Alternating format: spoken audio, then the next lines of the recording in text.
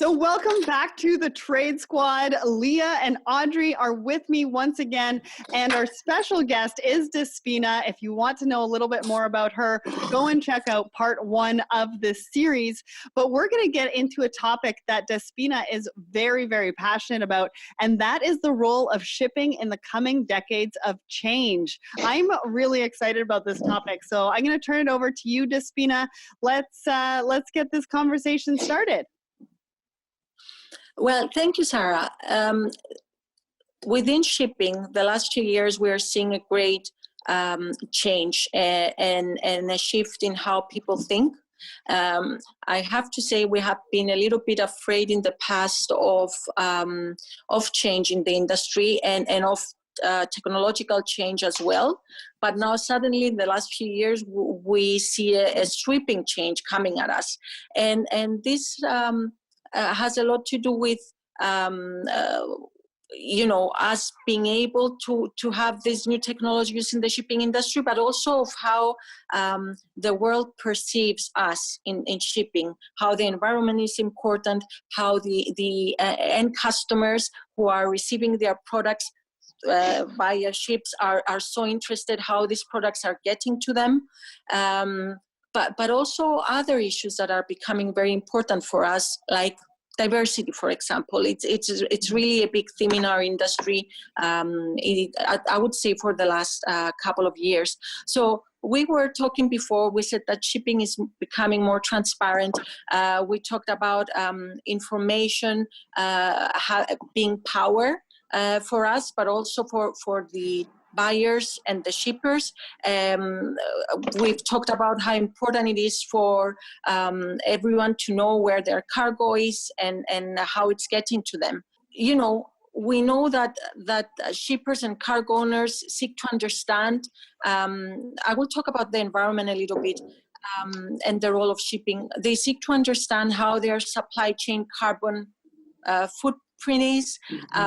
Shipping remains a little bit the hazy part of the transport chain, but this is changing, and we're giving cargo owners, manufacturers, and retailers an opportunity to understand the environmental impact of their logistics. So ships are evolving with demand being placed on environmental performance. The last decade, we have seen technological tools emerge to create more efficient ships. We've talked about alternative fuels. We've talked about, it's more technical, but we've talked about LNG, although it's being vilified right now because it's not meeting the growing pressure on CO2 emissions reductions. We see the big organizations. We see the IMO roadmap, the IMO, the International Maritime Organization, to partly and then fully decarbonize shipping. And these mandates, along with societal demands, are putting pressure policy-wise on shipping to evolve. And there's, growing investment going into these new technologies. And the result of this is that very soon shippers will be much more selective in the vessels they choose to use because of these reasons. However, while this is ongoing, the role of shipping as a conduit of world trade will come into sharp focus. We need to understand how, for example, the developing nations with increased prosperity will seek to have the goods that such prosperity calls for. And this will increase complexity in trade lanes. And finally, shipping plays a significant role in some countries' GDP. There are countries that supply a large number of seafarers and a growing array of clusters and superclusters in the maritime nations around the world. And this will lead to increased competition. Much of what is used is shipped by a ship across the wide ocean. Without shipping, we would not have even been able to lay the ocean cables to make the first wired connections and raise wealth by which to prosper. And this brings me back to another point we discussed earlier. There is competition, but maybe we should move towards a more collaborative form. There's the term frenemies, a friend and an enemy. Maybe we should move towards that. But this is a crucial and important part in the workings of society, and it's changing. And we need to talk about it, all of the industry and all those outside our shipping industry, to understand, what we can become and what shipping a more, environmental and sustainable phase of shipping can provide us in the future.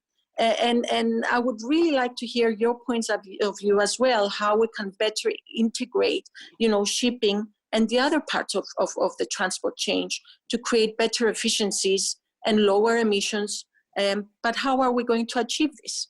Well, I was just going to say, I think this is such a fascinating subject because, I am fortunate enough to live right adjacent to the Port of Long Beach and the Port of Los Angeles. And they have a big agenda around eliminating carbon emissions.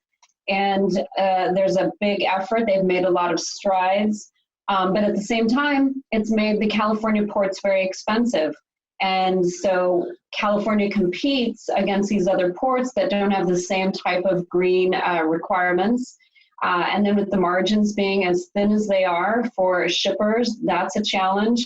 And then the other kind of interesting piece that fits into the puzzle is how do we move the cargo from the port to its destination? And in the US, the rail system has its challenges. And then, of course, with the idea around autonomous vehicles and zero emission vehicles, that competition for funding versus the railway. So it's such a challenge. Sitting beside the ambition to be environmentally focused and more aware of the impact on shipping alongside all the consumer demands and everything else that drive the industry. So I just think it's a fascinating topic that's not easily solved. Yeah, I want to jump in on that because you bring up a good point, and that was something that I was going to ask you, Despina, because there is so much pressure from so many different avenues of supply chain. The rise of innovation, these new startups that are coming in and pushing their agenda to make different parts of shipping and maritime more efficient. And then you've got the pressure of being environmental. And then you've got the pressure of sustainability and circular. And then you've got the pressure of the coronavirus and what that's having. And I'm just wondering, how is the shipping industry really handling this? And do they want to shake up the status quo as much as everybody else wants to shake it up? And do they have the bandwidth to do it? Because, it's a lot of pressure. There's a lot of moving parts. Things are moving faster. More things are coming at us. And I just worry that it's going to just break. I don't know how much more you can add to that pile. You know what I mean? And really expect the shipping industry to, turn like this after a very long history of, helping humanity and bringing humanity to where we are at this point. Well, let's not forget that shipping is a very cyclical industry, and everyone's used to, having things changing all the time. The industry is used to that, and it's not something new. And I did say before that maybe we don't adjust so well to change, and that is true. But if we take a longer view in the past, and not, for example, the last 30 years, but maybe the last 200 or 300 years, we have seen shipping really adjust very quickly to new technologies. Yeah. So the truth is, and everybody knows, it's very difficult on the shipping industry right now, on the ship owners, or on the ship managers. Things are difficult because there's a very long-standing crisis in any case in shipping, and then we have all these things, like you're saying, coming at us. We also have, new environmental regulations from the IMO, and the ship owners need to deal with that and spend money to either convert their ships or buy scrubbers, or which again, many of them invested in that, and now part of the industry is against that. So many things are changing all the time. So it has been very difficult in terms of that. But on the other hand, this is an industry that is used into difficult situations and going through difficult spots, and it's something we need to deal with. This is the truth, and you know, society is expecting that shipping will come on board. Shipping was not as visible to the wider audience in the past, but now it's very much visible because the wider audience has an interest in it, on how we do things. So it's not something we can run away from. Having said that, the shipping industry has always been interested in the environment because the oceans are the way the shipping industry does business. So my view is that perhaps in the past there has been some unfair criticism on the shipping industry because of a very, very small part of it that maybe behaved irresponsibly. But the majority of the shipping industry behaves very responsibly when it comes to the environment and the protection of the oceans.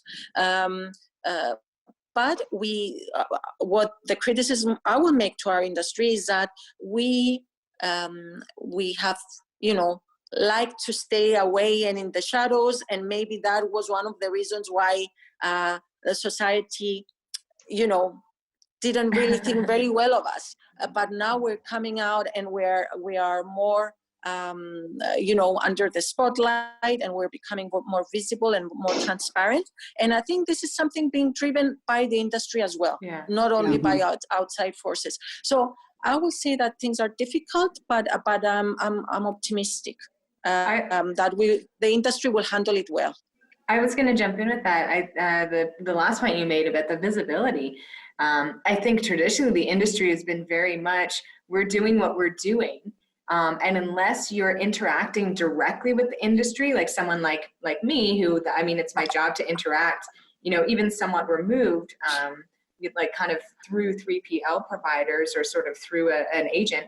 But, you know, someone like my friends who are, you know, teachers or, you know, other, you know, social media professionals that like this shipping, transportation, what happens, all it sounds like is like they're bad for the environment, but when do I get my stuff? I want it faster.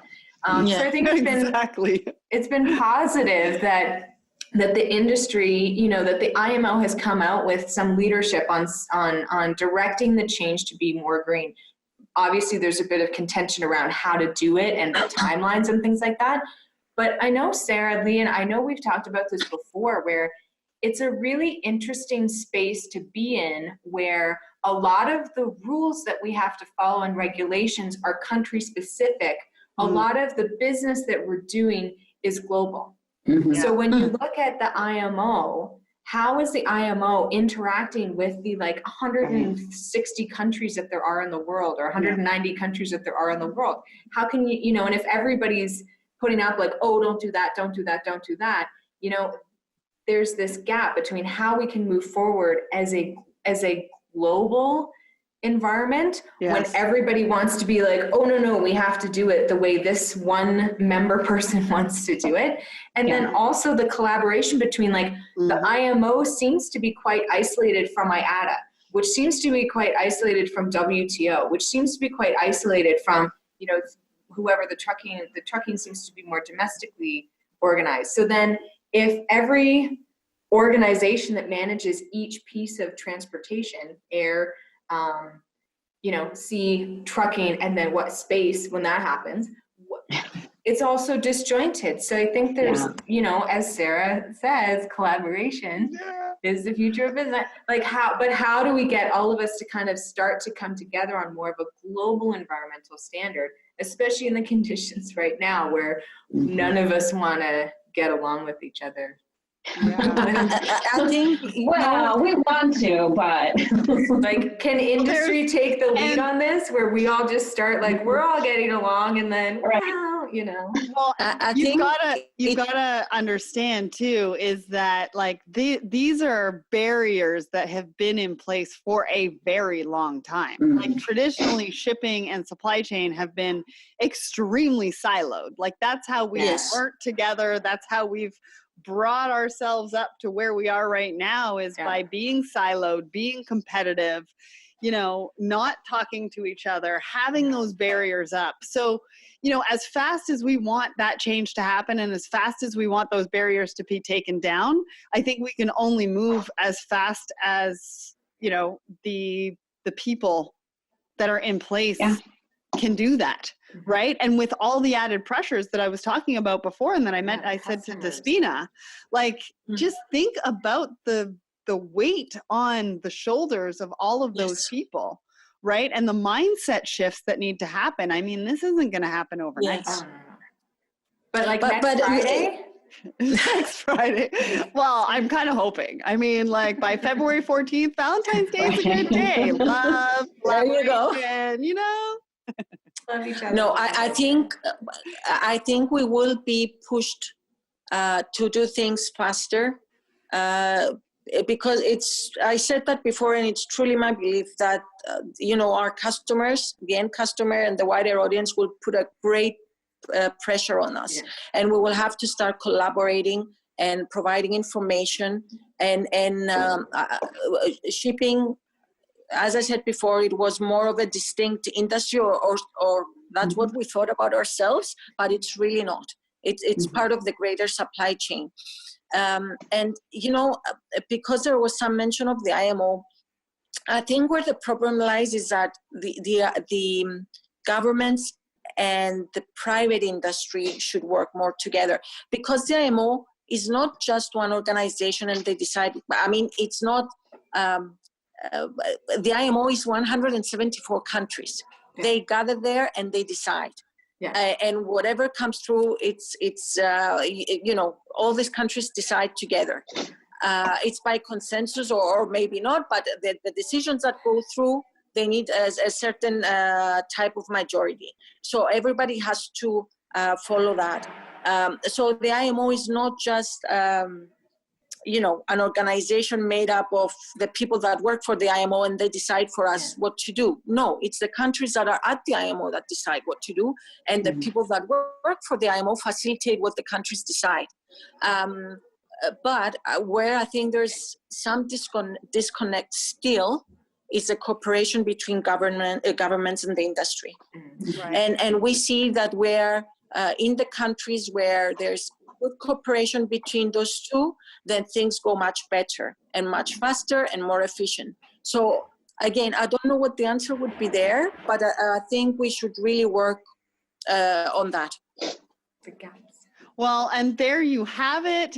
Collaboration is the future of business and the future of the shipping industry. Audrey has talked about how the associations need to get together and come together on some of these social issues like environment, et cetera, et cetera. So we're going to leave that one there. And I think that was a great conversation.